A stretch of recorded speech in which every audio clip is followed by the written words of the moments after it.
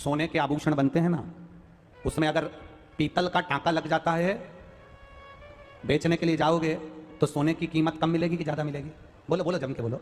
कम मिलेगी ना, क्योंकि पीतल का टांका लग गया, तांबे का टांका लग गया। अगर पीतल का टांका लगा है, तांबे का टांका लगा है, पीतल से उसको झाला गया है, तो सोने की कीमत घट जाती है। उसी तरह हमारे विश्वास में किंतु परंतु और कुछ ना कुछ हमारे भीतर संशय उत्पन्न हो जाता है, तो परमात्मा भी फल पूरा नहीं दे पाता है, परमात्मा भी थोड़ा दूर हट जाता है।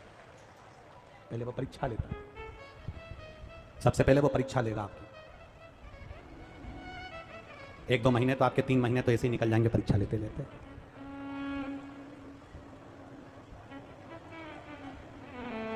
पूरे बेटे को, तुम्हारा बेटा 10वीं में है, 12वीं में है, 8वीं में है, 5वीं में है, चतुर्थी में है, तीसरी में है, 12वीं का एग्जाम दे रहा है, 9वीं का एग्जाम दे रहा है, 10वीं का एग्जाम दे रहा है, 8वीं का एग्जाम दे रहा है। तुम्हारा बच्चा एकदम बिना पढ़े, बिना स्कूल गए परीक्षा देगा तो क्या पास हो जाएगा क्या? अरे बोलो जम के, नहीं होगा। बच्चे को साल भर पढ़ना पड़ेगा, बच्चे को साल भर स्कूल जाना पड़ेगा, बच्चे को स्कूल में बैठकर अपनी हाजिरी भरवाना पड़ेगी, बच्चे को अपनी क्लास में रोज पहुंचना पड़ेगा, बच्चे को अपना स्कूल रोज अटेंड करना पड़ेगा। जो बच्चा नियम से स्कूल जाता है, जो बच्चा नियम से, टीचर ने जो बताया बच्चा वैसा वैसा अगर तैयारी कर लेता है, टीचर ने जो बोला बच्चे ने वैसी पढ़ाई कर ली, टीचर ने जो बोला बच्चे ने वैसा होमवर्क किया, तो उस बच्चे को जिंदगी में कोई फेल नहीं कर सकता, वो बच्चा पास होकर ही मानता है।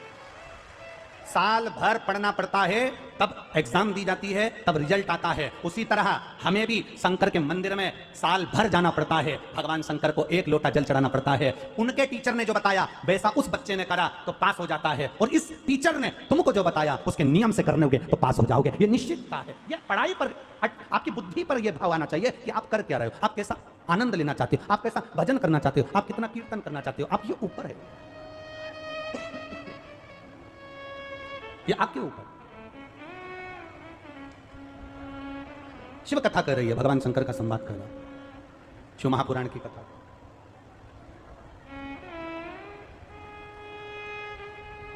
तेरे दरवाजे पर मैं आती रहूं, तेरा भजन में गाती रहूं, इससे बढ़कर दुनिया का कोई सुख नहीं है। बहुत विडंबनाओं में संसार चल रहा है, बहुत विडंबनाओं में संसार चल रहा है।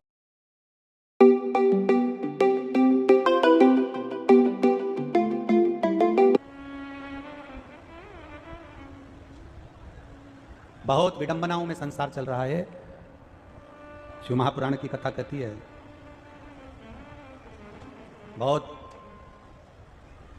लोगों को बुरा लग सकता है हमारी वाणी से, पर हम बिहार की इस पावन धरा से कहना चाहेंगे कि अपनी बुद्धि, अपने चित्त को संवारने का प्रयास करें। तन को उघाड़कर, तन को उघाड़कर विश्व को दिखाने से कोई विश्व सुंदरी नहीं बन जाता है, ध्यान रखना। तन को उघाड़कर विश्व को दिखाने से कोई विश्व सुंदरी नहीं बन जाता है।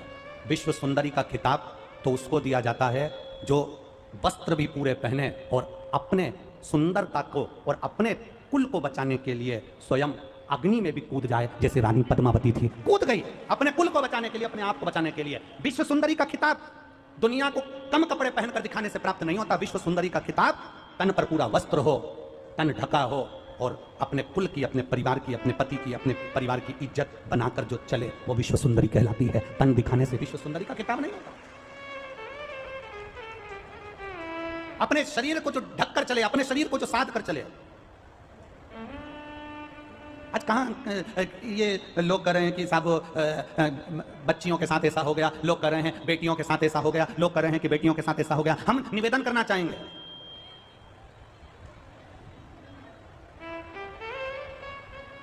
बनने वाली फिल्मों पर, बनने वाले नाटकों पर अगर थोड़ा सा कंट्रोल करा जाए और उन नाटक में आने वाली बेटियों को, नाटक में आने वाली बहनों को कपड़े हमारे सनातन हिंदू धर्म के व्यवहारिक पहनाए जाएं, तो आने वाली पीढ़ी भी उनके जैसे कपड़े पहनना चालू कर देगी।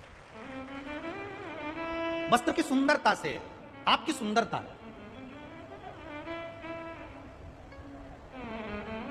अब क्या धारण कर रहे हो, क्या पहन रहे हो, क्या पहनकर निकल रहे हो, उसमें आपकी भी एक जवाबदारी बनती है, आपकी भी एक जवाबदारी बनती है।